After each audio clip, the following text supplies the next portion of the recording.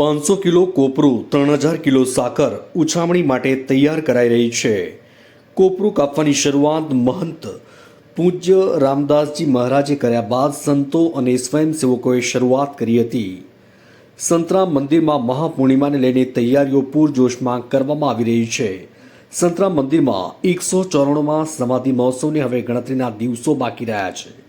મહાપૂર્ણિમાના દિવસે સંતરામ મંદિર પરિસરમાં સાકર વર્ષા કરવામાં આવશે।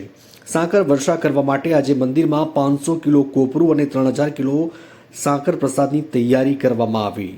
કોપરું કાપવાની શરૂઆત મહંત પૂજ્ય રામદાસજી મહારાજે કર્યા બાદ સંતો અને સ્વયંસેવકો દ્વારા કરવામાં આવી।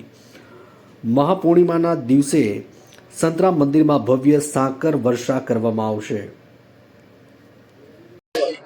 જય મહારાજ।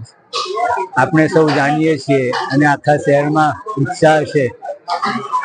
194મો સમાધિ મહોત્સવ 12 ફેબ્રુઆરી મહાસુદ પૂનમને દિવસે ઉજવવાના છીએ। એ નિમિત્તે 3000 કિલો સાકર મંદિરના સ્વયંસેવકોએ તૈયાર કરી દીધી છે અને આજે પૂજ્ય મહારાજ શ્રી સંતો અને સૌ સેવકો કોપરું સિદ્ધ કરવા માટે બેઠા છે। જય મહારાજ।